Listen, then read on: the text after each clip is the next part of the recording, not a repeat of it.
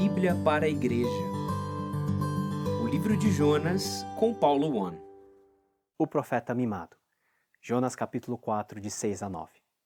Então fez o Senhor Deus nascer uma planta que subiu por cima de Jonas para que fizesse sombra sobre a sua cabeça, a fim de o livrar de seu desconforto. Jonas, pois, se alegrou em extremo por causa da planta. Mas Deus, no dia seguinte, ao subir da alva, enviou um verme, o qual feriu a planta, e esta se secou. E nascendo o sol, Deus mandou um vento calmoso oriental. O sol bateu na cabeça de Jonas de maneira que desfalecia. Pelo que pediu para si a morte, dizendo: melhor me é morrer do que viver. Então perguntou Deus a Jonas: é razoável essa tua ira por causa da planta? E ele respondeu: é razoável minha ira até a morte. Há um conhecido provérbio popular que diz que não se deve dar com uma mão aquilo que se tira com a outra, expressando a ideia de existir uma falsa caridade. Há variações sobre o mesmo tema, como por exemplo, Deus dá com uma mão e o diabo tira com a outra. Mas o que acontece quando Deus dá e ele mesmo tira?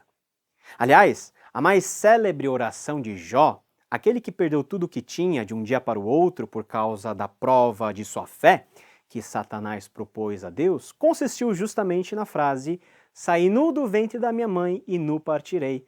O Senhor o deu e o Senhor o levou. Louvado seja o nome do Senhor. Jó 1:21. Se for para tirar depois, por que Deus dá?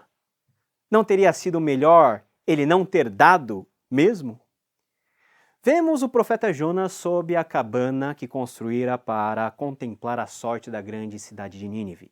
Os dias passaram e tudo tranquilo, as ruas cheias de pessoas, as tropas guardando posições nos portões da cidade, as sentinelas mantendo posição sobre as grandes e espessas muralhas de Nínive. Nada de anormal naquela cidade. Até onde Jonas poderia entender, a questão com aquele povo estava resolvido por Deus. Mas olha só que coisa interessante. A narrativa vai continuando e conta a ação de Deus sobre a vida do próprio profeta Jonas. Porque o objetivo do livro está em nos revelar como Deus perdoou os ninivitas e como Deus lidou com esse profeta, ainda muito reticente e decepcionado com Deus. Parece que Deus resolveu mais facilmente o problema de 120 mil pessoas do que o humor e a acidez de um só, justamente do seu profeta. Deus então deu um mimo a Jonas.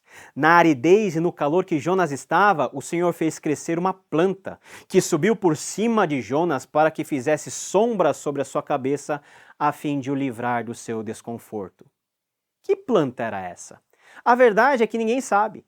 Uns dizem que é uma planta parente da oliveira, outros dizem que é uma pepineira.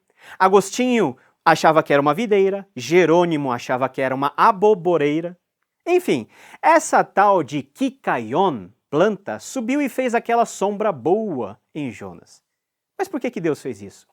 O motivo mais direto era para aliviar o desconforto, ou seja, o calor que estava sobre Jonas. Mas não era só isso. Havia um motivo muito mais profundo. Mas vamos voltar a isso daqui a pouquinho. O texto continua a dizer que Jonas se alegrou em extremo por causa da planta. De forma muito perspicaz, o reverendo Augustus Nicodemos diz que é a primeira vez que vemos Jonas feliz, contente, em todos os 4 capítulos do seu livro. Mas aquela felicidade era sintoma de uma doença que Jonas estava padecendo. A doença grave de considerar que tudo deveria girar em redor do seu umbigo e das suas vontades. Chamemos essa enfermidade de egocentrismo na falta de um outro termo melhor. Quer dizer que Jonas só expressou alegria e prazer na medida em que Deus o mimou, atendeu uma necessidade pontual que tinha. E o mesmo que fez cara feia durante o maior avivamento do mundo, sorriu quando Deus fez uma sombra para ele descansar. Jonas é o exato reflexo de cada um de nós. Não importa o que seja, se for para o nosso benefício, consideramos bênção. Mas se a mesma bênção ocorrer, por exemplo, na vida de outro, nós já nos sentimos injustiçados por Deus. O objetivo de Deus com aquela planta não estava simplesmente em dar um conforto ao profeta, mas sim tratá-lo de forma mais profunda. E o texto diz que no dia seguinte, ao subir da alva, enviou um verme, o qual feriu a planta e esta se secou. Deus deu e Deus tirou, mas isso foi muito rápido. Não deu nem tempo de Jonas se deleitar muito com aquela situação, porque Deus enviou um verme que fez o serviço de uma forma bem rápida e eficiente, comeu todas as folhas e não deixou nada para o profeta. E como uma desgraça nunca vem sozinha, em nascendo o sol, Deus mandou um vento calmoso oriental e o sol bateu na cabeça de Jonas que ele desfaleceu e quis a morte para si. O que derrubou o humor de Jonas foi aquilo que ameaçou o seu conforto. O que fez com que Jonas pedisse a sua morte, de novo, foi em função daquilo que ele tinha perdido. E é nesse ponto que Deus, pela segunda vez, pergunta de forma pedagógica ao profeta: é razoável essa tua ira por causa da planta? Na primeira vez que Deus perguntou sobre a razoabilidade da ira de Jonas, não vemos no texto uma resposta. Mas aqui, quando Deus é específico em mencionar a planta, Jonas parece não hesitar e diz ao Senhor: é razoável minha ira até a morte. Ou seja, Jonas diz a Deus: é tão razoável a minha ira que estou a ponto de morrer. Você já parou para pensar o quão fácil o termo morte estava indo e vindo dos lábios de Jonas? Para o profeta, o simples fato dele ter perdido algo que originalmente nem era dele, uma planta que era uma concessão divina, era suficiente para não mais ter motivos para viver. Por outro lado, o mesmo Jonas ficou extremamente contrariado com Deus porque ele resolveu poupar a vida de uma cidade inteira.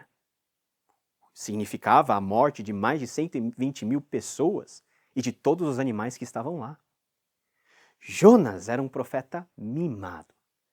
Talvez não como nós entendemos essa palavra mimado dentro dos nossos contextos familiares, mas mimado no sentido de não compreender as dimensões da graça de Deus e se apegar a coisas pequenas em detrimento das maiores e das mais importantes. Jonas era mimado porque o interesse dele, uma vez contrariado, gerou um grau de indignação muito grande a ponto de querer morrer.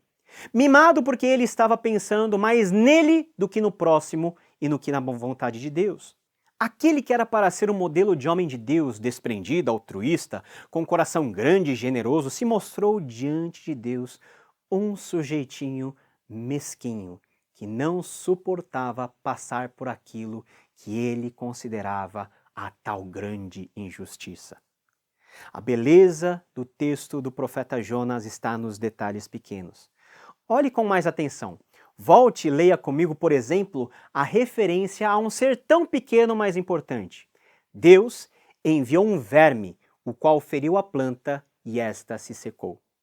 O texto tem a finalidade de nos comunicar exatamente a ideia de que o Deus soberano, o Senhor de Israel, tinha o poder e controle sobre tudo, até das coisas que nós consideramos como insignificantes, mas que são fundamentais na execução da vontade de Deus no mundo. Você já parou para pensar que foi o verme e não Jonas que desempenhou cabalmente a tarefa para a qual Deus o incumbiu? Em outras palavras, equivale a dizer que enquanto o verme foi e fez o que ele tinha que fazer, Jonas, o profeta do Senhor, na primeira não fez e na segunda fez, mas fez mal feito. E o texto é rico por nos comunicar mais uma coisa. Deus não depende da qualidade do trabalho de Jonas e nem da sua boa vontade. Deus usa o que quer, da forma que quer, para fazer o que ele quer. O verme não reclamou, o verme simplesmente foi e fez. Mas enquanto isto, lógico que Jonas não teve olhos para ver a façanha daquele verme fiel a Deus. Digamos que Jonas estava mais ocupado em administrar as suas emoções, que naquele momento estavam a ponto de explodir. Em contraste ao profeta mimado, o texto nos ensina a vermos com olhares atentos o verme que simplesmente foi e obedeceu a Deus. Somos convidados a nos despirmos da visão falsa que Deus quer sempre nos usar em coisas grandes, de formas solenes. Na maioria das vezes, Deus espera que a nossa obediência se manifeste dentro da rotina natural da vida. Para o verme, o pedido de Deus era simples de ser feito. ia na direção dos seus instintos de sobrevivência. O verme não se aventurou nem em questionar ou nem em fazer coisas mais nobres. Não, o verme simplesmente foi e comeu toda a planta. A palavra de Deus, meus irmãos, nos ensina a termos uma reação simples e rápida diante daquilo que o Senhor nos manda fazer. Para Pedro, André, Tiago e João, era para seguir Jesus largando as redes. Para Mateus, foi seguir a Jesus largando a coletoria. Isso não quer dizer que sempre teremos a maior facilidade e a melhor disposição de servir ao Senhor, especialmente quando Ele nos conduz a lugares e situações que realmente nós não queremos estar. Mas precisamos orar, na medida em que entendemos esse texto, que o que nos falta é a singeleza de um verme, desse verme de Jonas, para fazer a vontade de Deus. A pergunta pode soar estranha, mas à luz do texto, você quer ser como o verme obediente ou como o profeta mimado?